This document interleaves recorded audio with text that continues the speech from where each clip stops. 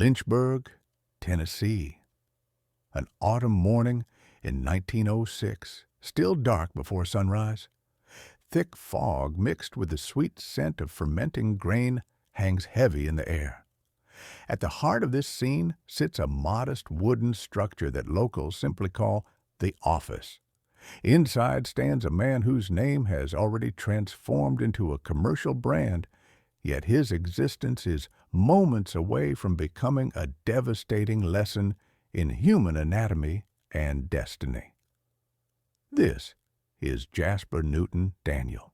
He's reached 56 years, though his exact birth date remains uncertain after courthouse records were destroyed by fire. Standing just over 5 feet tall, he's dressed in his signature knee-length frock coat, crisp white shirt, and wide-brimmed planter's hat. Right now, he appears to command everything around him, but this particular moment finds him trapped by his own obsessive punctuality. Daniel arrived at work before anyone else. His nephew, Lem Motlow, who manages the finances with an extraordinary gift for remembering numbers, hasn't shown up yet. A massive steel safe dominates the corner, black, imposing, utterly impenetrable. Critical documents and cash sit locked inside, and Daniel needs them immediately. He steps toward the metal strongbox and begins turning the combination dial. Right turn, left turn, right again. Nothing clicks into place. The handle refuses to budge. The mechanism stays sealed tight, protecting its contents with the cold indifference only inanimate objects possess. Daniel makes another attempt. His fingers, skilled at evaluating grain quality and oak barrel integrity, glide across the freezing metal surface.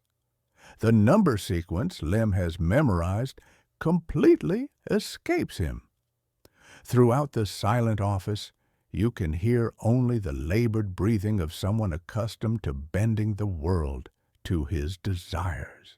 He constructed a whiskey empire in a place where half the residents viewed alcohol as Satan's invention, while the other half attempted to bootleg it. He survived the Civil War, orphanhood, corporate competition, and relentless attacks from the temperance crusaders. Yet his current adversary isn't legislation or business rivals. It's merely a chunk of iron manufactured in Cincinnati. Frustration rapidly transforms into explosive rage. This isn't simple anger. It's an eruption of pure, unrestrained fury from a perfectionist confronted by disorder. Daniel takes a step backward. He launches his left foot forward in a violent kick. The impact strikes the heavy steel lock mechanism dead center. The sound echoing through the empty space is both dry and sickening. Not the ring of metal meeting metal, but the distinct crack of shattering bone in his big toe. Daniel screams, clutches his injured foot, and begins hopping on one leg while cursing the safe, his nephew, and the entire goddamn morning.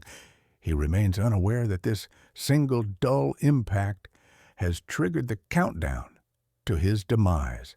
At the precise instant his toe bone fractured, he opened doorways within his body for an invisible assassin.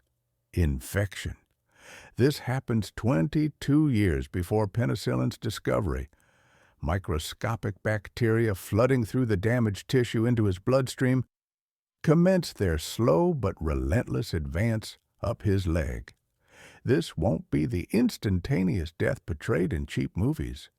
Instead, it marks the opening chapter of a 5-year torture session that will consume the Whiskey King piece by agonizing piece.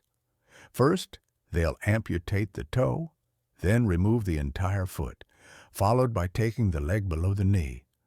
Gangrene will continue climbing upward, transforming this industrial titan into a cripple imprisoned within his own estate, which becomes simultaneously his gilded cage and eventual grave. The irony here achieves the magnitude of ancient Greek tragedy. A man who manufactured thousands of gallons of alcohol, the era's most potent antiseptic, dies from a commonplace blood infection because during a moment of blind rage, he failed to immediately disinfect the wound with his own product.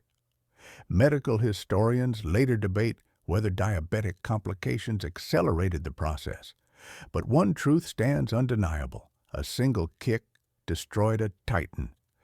To fully grasp the monstrous injustice of this ending, we need to rewind everything. We must see beyond the aging man attacking a safe to envision the child who possessed absolutely nothing. We need to understand the source of both his fury and his relentless ambition. Jack Daniels' journey isn't about fortunate breaks. It's a chronicle of survival in a world determined to erase his existence from the moment of birth. Transport yourself to the mid-1800s, to a realm of dust, blood, and smoke. Picture a small boy fleeing his home to discover a father figure not in his biological parent, but in someone history would attempt to erase. Here in Tennessee's hill country, the real mystery begins. Who actually taught Jack the art of whiskey making? And why did this truth stay buried for a century and a half? The answer exists not in official records, but in oral histories whispered among former enslaved people. Forget what the bottle label tells you. The genuine story is far rougher, darker, and infinitely more compelling. That kick against the safe didn't just destroy bone. It set in motion a sequence of events that would leave Daniel's magnificent mansion without its master, and transfer his legacy to people who didn't even share his family name. We're standing at the threshold of investigating a death that unfolded over 60 months. But first, we must examine the life itself. Lincoln County, Tennessee, 1850. A territory where religious conviction and whiskey production intertwined so tightly that distinguishing a sermon from a drinking toast becomes nearly impossible. Here, beneath the mountain shadows and crushing poverty, Jasper Newton Daniels' story truly begins. Death marked his entrance into this world. His mother Lucinda died almost immediately following childbirth, abandoning his father Callaway Daniel with 10 children to raise alone. Jasper arrived as the youngest, smallest, most defenseless child. In an environment where physical strength determined farm survival, he seemed destined for marginalization. His height would never exceed 5 feet. Yet this physical limitation forged within him the psychology of a giant. He mastered the art of looking up at people in ways that made them feel diminished. Childhood vanished before it truly started. After his father remarried, the relationship with his stepmother deteriorated into silent warfare. At an age when contemporary children learn basic reading, 6-year-old Jasper executes the first strategic decision of his existence. He runs away from home. This wasn't a childish tantrum, but a calculated departure from circumstances that didn't serve him. He discovers refuge at the farm of Dan Call, a Lutheran preacher who also operated a general store. Dan Call embodied contradiction. Sundays found him thundering against sin from the pulpit, calling his congregation toward righteousness. Weekdays saw him supervising spirit production in his farm's back buildings. For young Daniel, this became his initial lesson in the world's dualities. Morality bends when profit enters the equation. Call recognized potential in the undersized but tenacious boy and permitted him to assist at the distillery. However, the narrative promoted in advertising materials for 150 years was fundamentally dishonest. Dan Call didn't teach Jack whiskey making. The preacher stayed too occupied saving souls and conducting commerce. The genuine architect of that distinctive taste, the true virtuoso of the still, was someone whose name disappeared from historical texts simply because of his skin color. Nathan _1_Green, an enslaved man who actually managed the entire operation on Call's property. Green took the small white child under his protection. This represented a unique, nearly impossible alliance for the antebellum South: enslaved teacher and free pupil. In sweltering sheds saturated with yeast aromas and smoke, Green transmitted to Daniel the secret that distinguished their product from the crude moonshine distilled in every other Tennessee hollow. This secret bore the name Lincoln County Process, filtering raw spirit through a 3-meter column of compressed sugar maple charcoal. From an economic standpoint, this looked like suicide. The process consumed up to 10 days. It demanded felling trees, burning them to precise specifications, pulverizing the charcoal, and slowly, drop by painstaking drop, passing the liquid through the filters. Any other producer would declare it insanity. Why invest time and capital when drunks would purchase anything? But Nathan Green instilled in Jack the fundamental principle that became his empire's foundation. Quality control matters more than production speed. The charcoal eliminated fusel oils, removed harshness, and delivered that distinctively smooth, almost oily character. Jack Daniel grasped what others missed. He wasn't marketing intoxication's effects. He was selling absolute consistency. The Civil War concluded in 1865. Slavery ended. The world transformed. Nathan Green gained his freedom, yet continued working alongside Jack, now as a paid employee, America's first black master distiller. Simultaneously, crisis erupted in Dan Call's existence. The religious community delivered an ultimatum to the preacher: serve either God or worldly wealth. Call's wife and parishioners demanded closure of the Devil's Workshop. Call, exhausted by the pressure, proposed Jack purchase the equipment. Daniel barely reached 20 years old. He possessed no capital, but he'd built a solid reputation. He secured the funding and acquired the aging stills, becoming sole proprietor. Here he executes his second stroke of genius that separated him from thousands of competitors. The United States government, desperate to cover massive Civil War debts, imposed severe taxation on spirit production. The South's response was entirely predictable.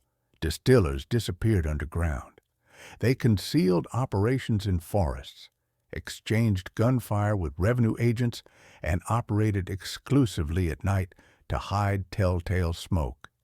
This spawned the term, #3, moonlight spirits.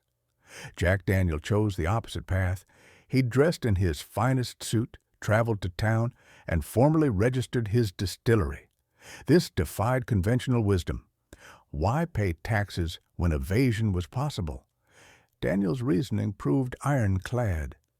Legitimacy granted access to markets illegal operators could never penetrate. He could openly advertise his product, transport it via railroad, affix his name to barrels without fearing government seizure. While competitors played hide-and-seek with authorities in the wilderness, this diminutive man in the oversized hat constructed a brand on Main Street. In 1884, he purchases land called Cave Spring Hollow. This wasn't merely property, it represented strategic assets. From the limestone cave flowed spring water, maintaining a constant 13 degrees Celsius. The critical feature, the water contained absolutely zero iron. Iron destroys whiskey, imparting metallic aftertaste and ruining color. This spring became the factory's beating heart. Daniel understood that unique products demand unique raw materials. He wasn't just brewing backwoods liquor. He practiced high-level chemistry without formal education. By age 40, Jack Daniel had perfected his public image. He comprehended visual perception's power. Living as a lifelong bachelor without children, he transformed himself into the lead character in his own theatrical production. The ankle-length frock coat visually extended his torso. The towering hat added crucial height. He maintained impeccable appearance even while navigating production facility mud. This was protective armor, concealing a ruthless, calculating intellect. He embodied divinity's voice in his small universe, impartial, stern, yet equitable. But beneath the successful facade lurked profound emptiness. He maintained extensive family connections, brothers, sisters, nephews, but possessed no family of his own. He constructed an empire, yet questioned who would inherit it. This dilemma tormented him. He began drawing nephews closer, testing them as rigorously as he tested whiskey barrels for structural integrity and seal quality. During this period, his philosophy of established wealth began crystallizing. He refused to become nouveau riche, someone who accumulated fortune rapidly only to flame out quickly. He aspired toward becoming spirit's aristocracy. He started envisioning a residence, not merely shelter, but a palace physically manifesting his status, a venue for hosting guests and conducting balls he never experienced during childhood, a structure proclaiming to the entire world, Quote 4, social opposition intensified. The temperance movement gathered momentum. Women from the Christian Temperance Union marched through streets destroying barrels. Daniel perceived this not as threat, but as challenge. He positioned his product not as intoxicant for getting drunk, but as a gentleman's refined elixir. He elevated prices, rendering it less accessible to common folk. This represented elitist marketing a century before the concept existed. As the 1800s closed, Jack Daniel prepared for his next move. He required a partner capable of managing expanding bureaucracy and numerical complexity, while Jack handled diplomacy and quality assurance. He needed someone who'd become his right hand and possibly, in metaphorical terms, his executioner. After all, transferring control would directly lead to that catastrophic morning at the safe. But for now, he stands at the summit. He reigns as whiskey royalty, preparing to construct his castle. As the 19th century concluded, Jack Daniel's enterprise confronted a challenge that destroys companies more frequently than bankruptcy itself: scaling operations. Jack possessed genius for product development and marketing. He could determine mash temperature merely by finger testing. He could captivate any conversation partner within 5 minutes. But he detested paperwork, accounting ledgers, tax documentation, supply chain logistics. All of it provoked physical revulsion in him. This represented tedious routine that imprisoned his creative chaos. The empire required not just a monarch, but also a prime minister, someone capable of transforming charisma into, operational systems. Then Lem Motlow enters the narrative, Jack's nephew. Lem embodied his uncle's complete opposite. If Jack represented the company's soul, Lem formed its skeletal structure, rigid, humorless, obsessed with numerical data. His memory functioned like an accounting ledger. He recalled every penny spent on grain 3 years prior. In 1887, Observing his uncle drowning in administrative responsibilities, Lem assumes control of financial management. This created the perfect marriage of contrasting worlds. The Old South, embodied by Jack with his concepts of honor, handshake agreements, and quality obsession. And the New South, represented by Lem, industrial, pragmatic, profit-driven, and efficiency-focused. Lem told Jack, quote, _5, this partnership enabled revolutionary packaging innovation. Until the 1890s, whiskey was sold in clay jugs or poured directly from barrels into customers' containers. This lacked any distinctive identity. In 1895, a traveling representative from the Alton Glass Company in Illinois arrived in Lynchburg. He presented Jack with several bottle samples. They were all standard circular designs, but one stood apart, a square bottle. Nobody bottled whiskey in square glass. It proved inconvenient for manufacturing, challenging for transportation, awkward in the hand. But Jack Daniel perceived symbolism worth more than convenience. He lifted the bottle, held it toward the light, and spoke words that became marketing legend. A square bottle for a square shooter, for someone who plays honestly and directly. Lem Motlow probably calculated how many such bottles would fit in railroad shipping crates. The square configuration conserved space. Jack's aesthetic vision and Lem's practical efficiency aligned perfectly once again. Thus emerged a design icon that would outlive them both.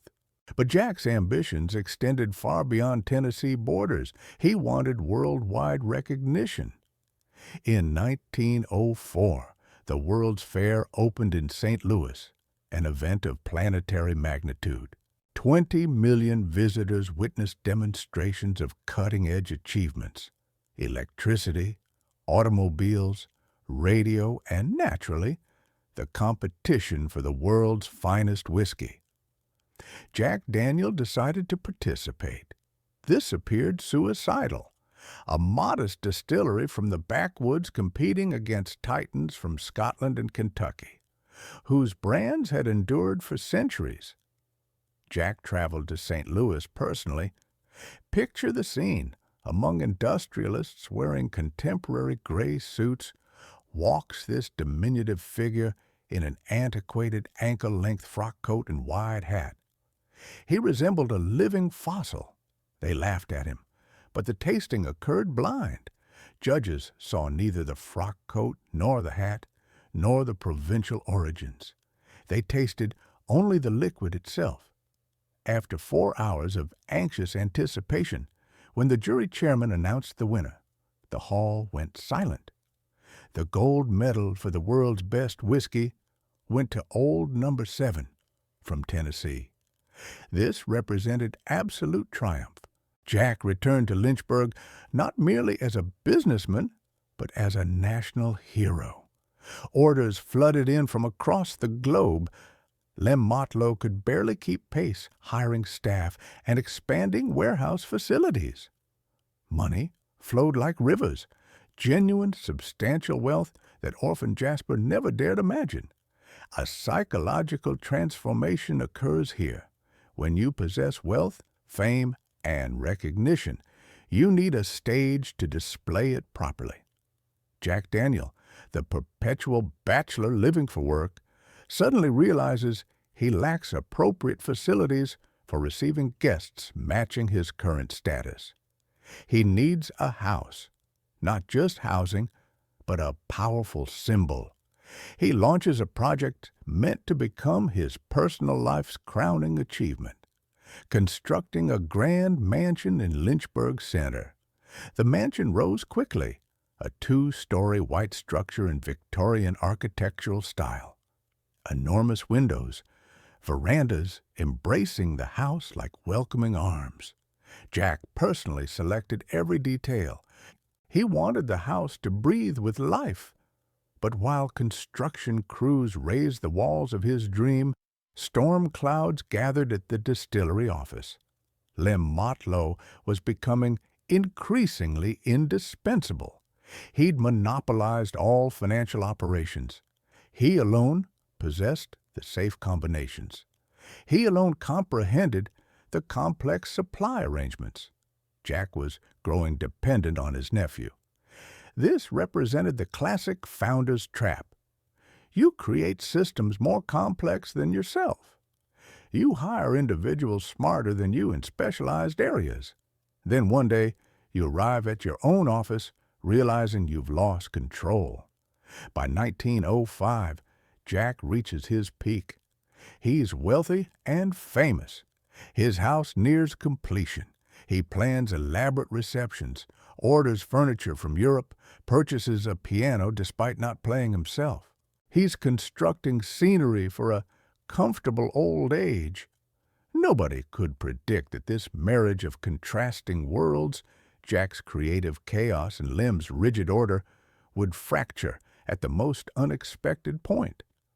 Lem, the guardian of systematic order, would unwittingly cause catastrophic chaos, and the order locked within that steel safe would demand bloody sacrifice for the attempt to violate it. We're approaching fateful 1906. The mansion stands gleaming with fresh paint.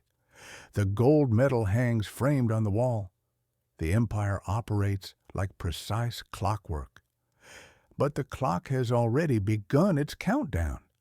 Jack Daniel expects the world to bend to his will. He's accustomed to wood transforming into charcoal, water into whiskey, and a name into gold. He forgot that certain things resist bending, like the tempered steel of a lock mechanism. We approach the mansion that physically embodies Jack Daniel's soul. This isn't merely a structure of wood and brick. It's a psychological self-portrait of someone who spent his entire existence trying to compensate for diminutive stature with a gigantic historical footprint. The house dominates Lynchburg like a white ship amid the green ocean of Tennessee hills, Victorian style, 2 stories, complex roofline, and verandas encircling the building completely. If the distillery represented his kitchen where he cooked success, this house served as his throne room where he planned to savor triumph. The first striking feature is the contrast. Surrounding it are dusty roads, wooden farmers' shacks, soot-covered production walls, and here stands dazzling whiteness, demanding constant maintenance. Painting such a house in the early 20th century cost as much as a distillery worker's annual wages. This sent a clear signal. Here lives not merely a wealthy man, but someone who conquered nature's chaos. Let's mentally step inside. We climb the broad veranda steps. This space serves as gateway between the external world and inner sanctuary. Here, Jack would sit in a wicker chair observing the town. This position of observer, of patriarch. From this vantage point, he appeared taller than everyone passing on the street below. The architecture worked for his status. The door opens, and we enter the hallway. The first sensation is scent, not whiskey. Here you'd smell beeswax used for polishing parquet floors, expensive tobacco, heavy velvet fabric. The interior was overloaded with details, as Victorians preferred. Heavy curtains blocking harsh southern sunlight. Mahogany furniture, massive and eternal. Every chair leg, every armchair armrest was personally selected by Jack. He was constructing scenery for the life he never experienced during childhood. The center of attraction was the music room, and here lies the deepest psychological paradox of the owner. In this room stood a piano, guitars, banjos, mandolins, a collection of instruments worthy of a small orchestra. But here's the fact. Jack Daniel himself could barely play anything. He wasn't a musician, Why then purchase all this? The answer is simultaneously simple and tragic. The instruments were intended for guests. He wanted his house filled with sounds, laughter, other people's life energy. He was renting others' happiness by providing the venue for it. He hired local bands, invited nieces and nephews, hosted evenings where music continued until dawn. He was the producer of festivities while remaining a spectator. He stood aside in his impeccable frock coat, watching others live the life he dreamed about. The house was engineered as the perfect hospitality machine. The dining room could accommodate dozens of people. The kitchen operated on industrial scale, though Jack himself ate like a bird. It's documented that he frequently hosted community-wide lunches. This represented a form of power, feeding others. When you feed someone, they become your debtor. This is an ancient, almost feudal instinct. Jack Daniel wasn't a tyrant. He was a benevolent king, but a king who demanded his generosity be witnessed by all. Let's ascend to the second floor. The staircase is wide and creaky, designed for grand descents. Upstairs, the atmosphere shifts. If the first floor serves as public stage, the second represents private backdrop. Jack's bedroom. Here, decorativeness surrenders to functionalism, a simple bed, a wardrobe for his numerous frock coats, a window overlooking the distillery. Even in sleep, he refused to lose visual contact with his creation. In this room, within silence that downstairs parties couldn't drown out, Jack Daniel remained alone with his demons. Absence of a wife, absence of direct heirs, fear that after his death the empire would collapse.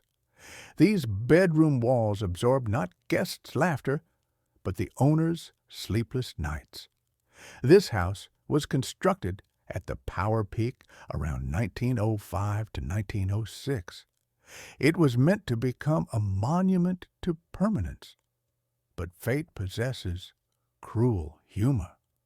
The mansion created for balls and receptions would soon transform into a hospital. Spacious corridors intended for dancing would become paths for doctors and nurses, and the aroma of expensive tobacco would be replaced by the nauseating stench of iodoform and decaying flesh.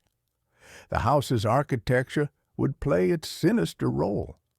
The wide staircase of which Jack was so proud would become an insurmountable obstacle when gangrene began consuming his leg centimeter by centimeter.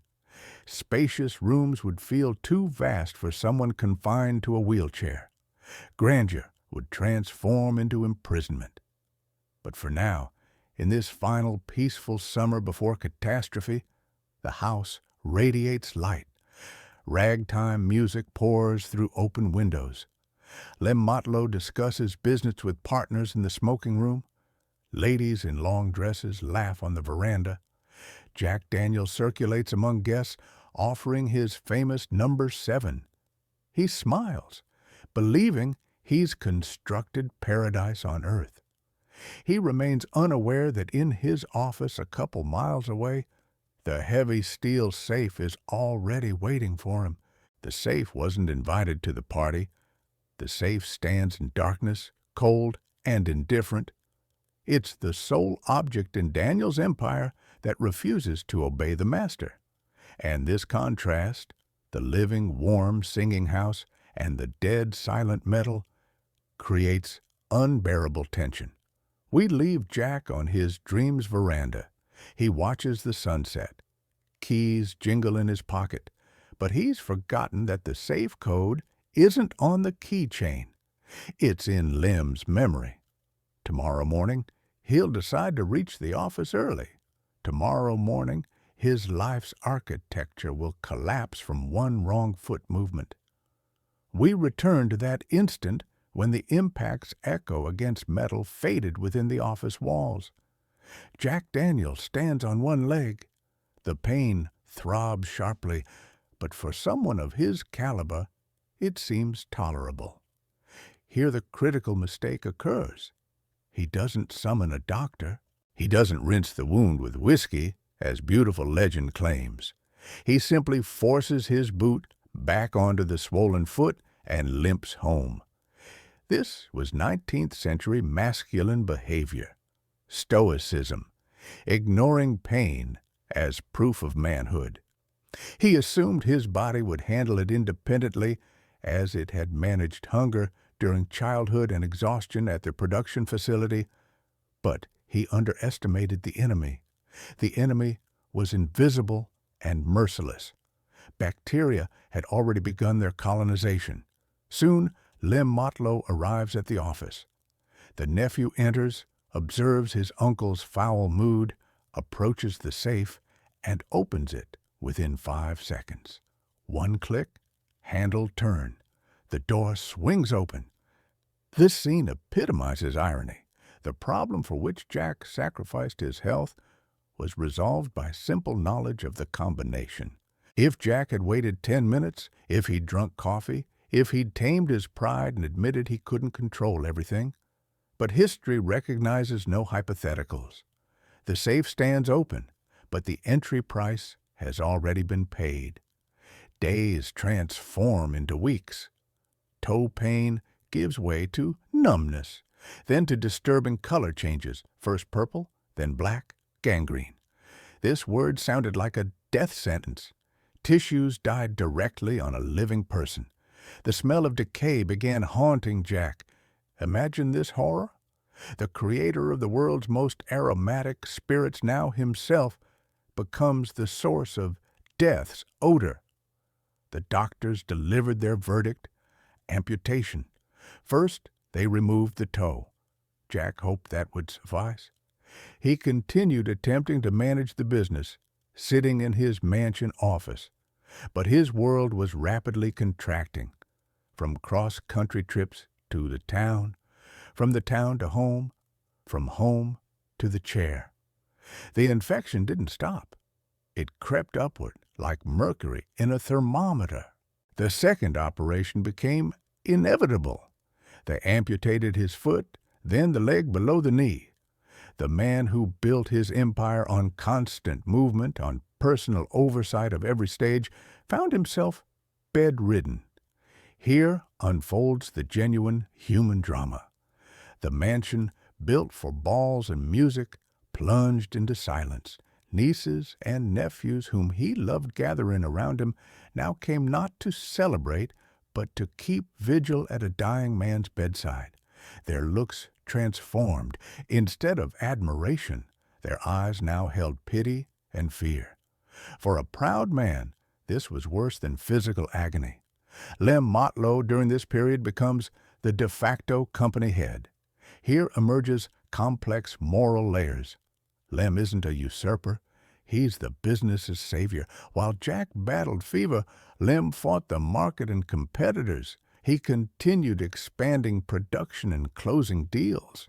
He acted on Jack's behalf, but now without his participation. The audience must feel this duality. On one hand, we witness the tragedy of the uncle fading and losing influence.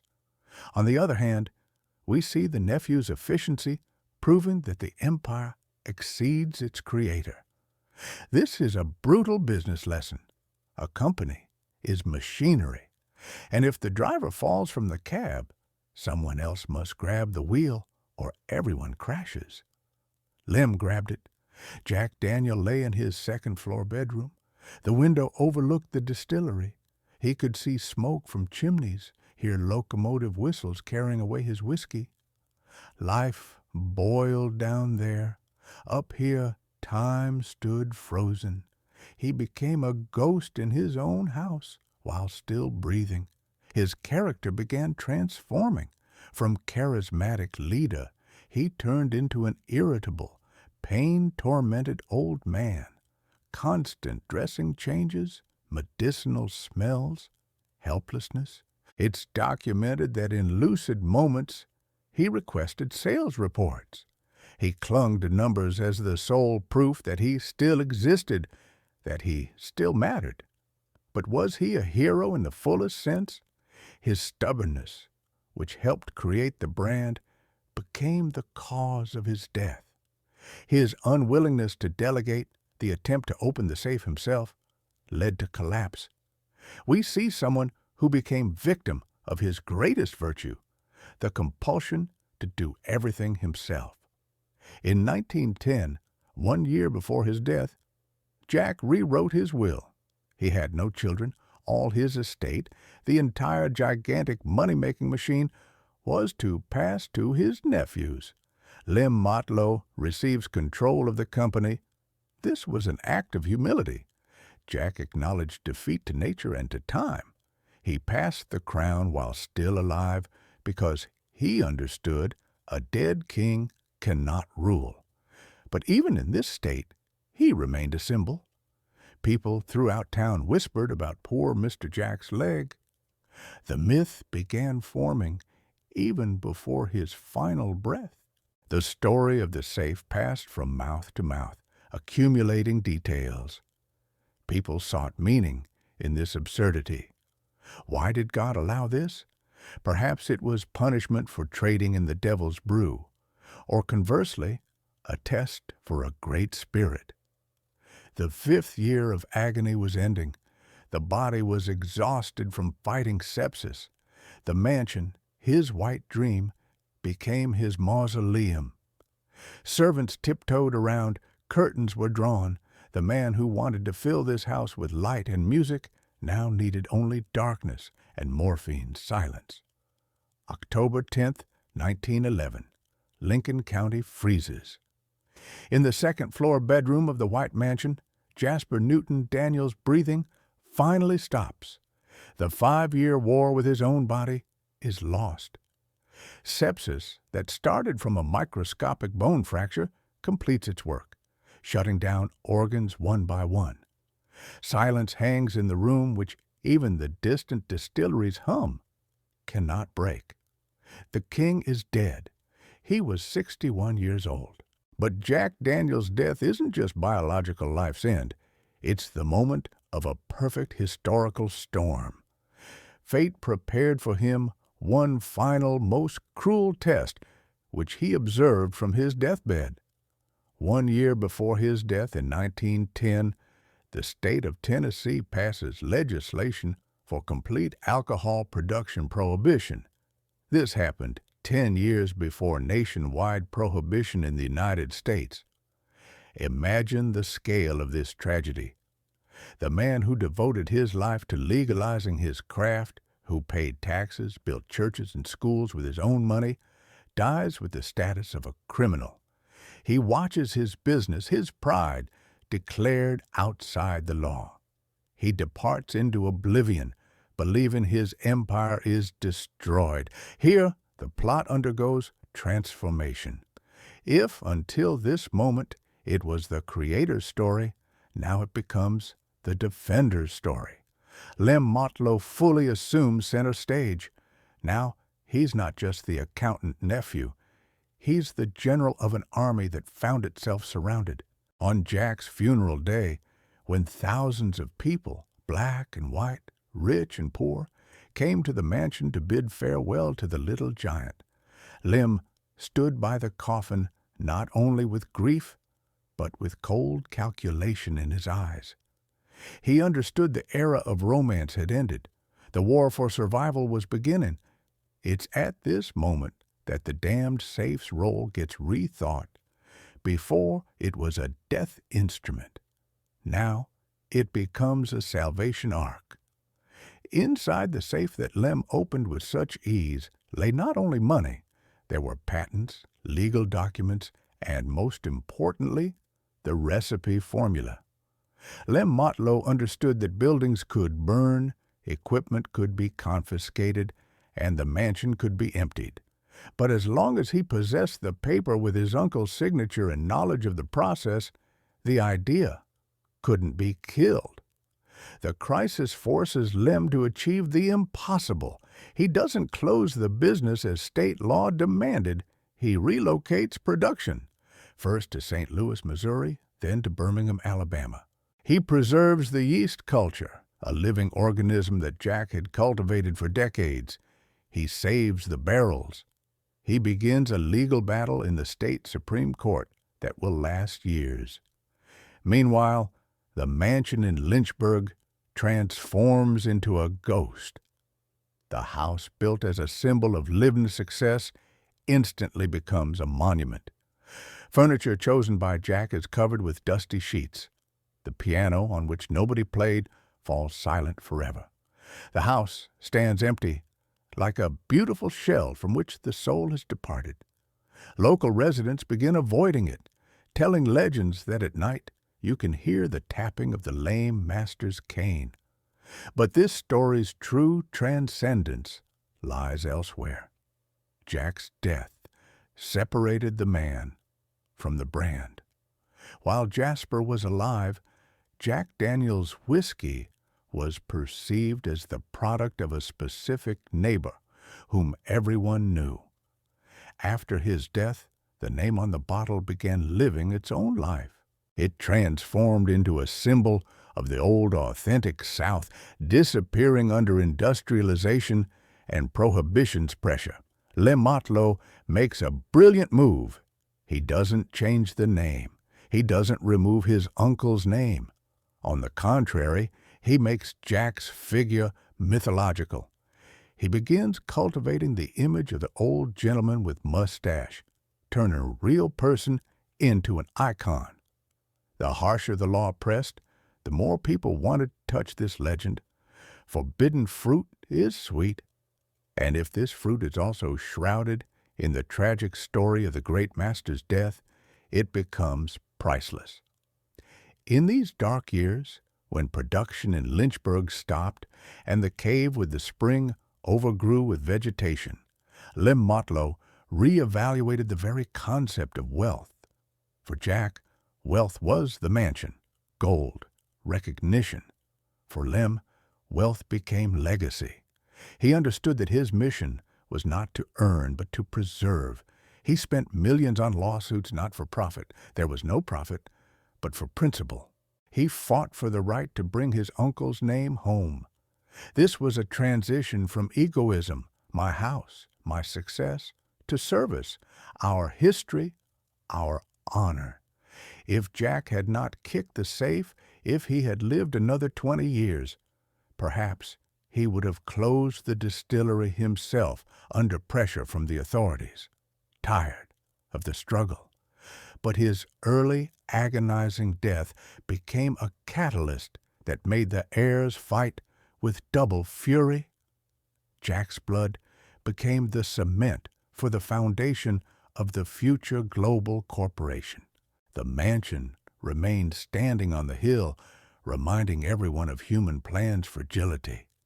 It became the physical embodiment of the lesson. You can build a palace, but you cannot buy time. You can create the most protected system, but it will destroy you if you lose self-control. The story approaches its logical conclusion. We saw the rise, triumph, fatal mistake, and death. But one final question remains, which makes this tragedy relevant for us today. What really remains from Jack Daniel? Bones in the grave, an empty house, or something that cannot be touched with hands but makes millions of people worldwide recognize this black and white label? Ahead is the finale, the moment when we understand why this kick with the foot wasn't just an accident, but a necessary element in the birth of immortality. 27 years have passed since Jack Daniel's death, and the world has changed beyond recognition. It's 1938. In this time, the United States experienced World War I, the Roaring Twenties, and the Great Depression. But the most massive shock for the alcohol industry was Prohibition, which operated across the country from 1920 to 1933. It was during this period that the true resilience of Jack's legacy was revealed, embodied in his nephew Lem Motlow. Lem didn't just preserve the business, he became its savior. After the repeal of federal alcohol prohibition in 1933, Lem Motlow, no longer just an accountant but an experienced politician, runs for the Tennessee State Senate. His sole and main goal was to change the absurd state law that continued prohibiting alcohol production even after the end of nationwide prohibition. He spent years in courts, spent huge sums on lobbying and personal campaigning. In 1938, he achieves victory. The state law is changed, and distilleries are again allowed to operate in Lynchburg. But here, Jack Daniel's story presents us with the final, most bitter, and perhaps most characteristic paradox.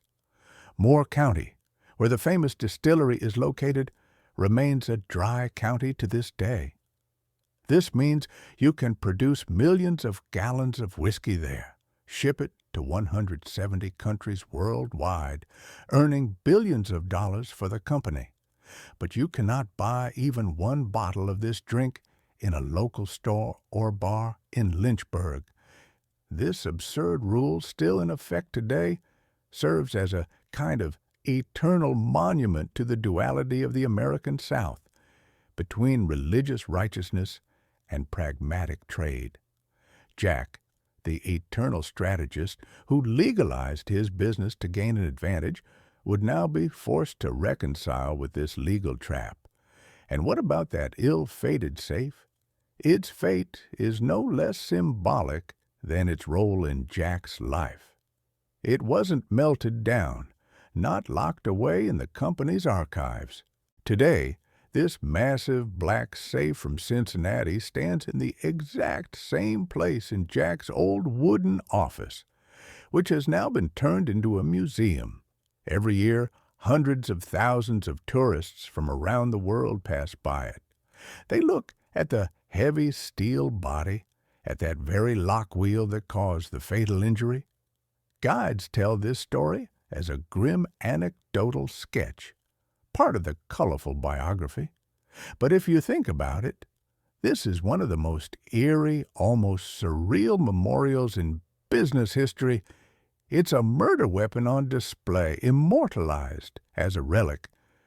People take selfies with Jack Daniel's killer, unaware of the full depth of the tragedy, the weight of the 5-year agony that began with this silent, uncontrollable piece of iron. The safe stands there as a silent witness to the futility of human ambitions in the face of one's own impulsiveness and biological fragility. But Jack Daniel's legacy underwent yet another, perhaps the most important and long-awaited transformation in our time, more than 150 years after his birth.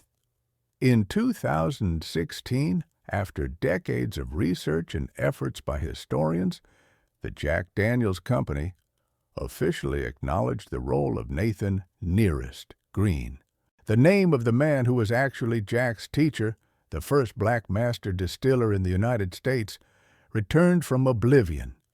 This act of historical justice changed the entire brand mythology. Now on tours in Lynchburg, they tell not only about the little man in the big hat, but also about the genius African American, a former enslaved person who put the craft in his hands and taught him the subtleties of the Lincoln County process. The story has come full circle. Forgotten voices were heard, and justice, albeit 150 years late, was restored, making the brand not just a symbol of the past, but an example of reinterpreting history. Jack's mansion, that very lost palace of his hopes and ambitions, today is more of a historical artifact than a living home. It stands as a reminder that personal happiness and professional success are often different currencies, and the exchange rate between them can be predatory. Jack built a house for a large, cheerful family that he didn't have and died in it from an injury sustained at work, which had replaced that family for him. This is the place where the great visionary was doomed to solitary agony, surrounded by wealth, but deprived of the main thing. What does this story teach us today? We live in an era of the cult of productivity, instant results, and unlimited access to information. We want the safe to open right now at the first demand. We kick our gadgets when the internet lags.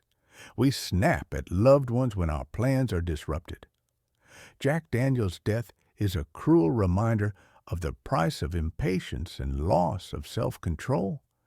1 second of lost control, one uncontrollable emotional outburst cost him 20 years of life and ultimately served as the catalyst for his agonizing demise. One emotional impulse destroyed a brilliant mind.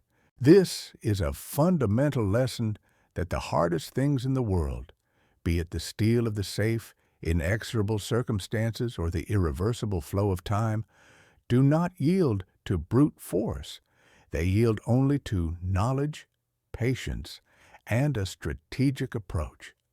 If Jack had waited for Lim, if he had tamed his pride, he would undoubtedly have lived a long life enjoying the fruits of his labors. But then perhaps we would not have this legend, this tragic myth that gives Jack Daniel's whiskey such profound, almost sacred significance. Jack Daniel's story is not just a story about whiskey, about alcohol production. It is a deep story about ambition that devours its creator. It is an archetypal plot. Icarus, who flew too close to the sun, or in this case, struck the iron too hard, opening the way not to treasures, but to death. It is a story that resonates with everyone who has ever struggled with their own temperament. Today, when you see the square bottle with the black and white label, you see not just a drink, you see a multi-layered monument. The black background of the label, according to one version, was chosen by Lem Motlow precisely as a sign of mourning for his uncle, as a tribute to memory. Every bottle is an obituary. Every drop is a reminder that great empires are built on the bones of their founders and that the personal price for greatness can be unimaginably high. Jasper Newton Daniel left us not just a brand and a product. He left us a mirror.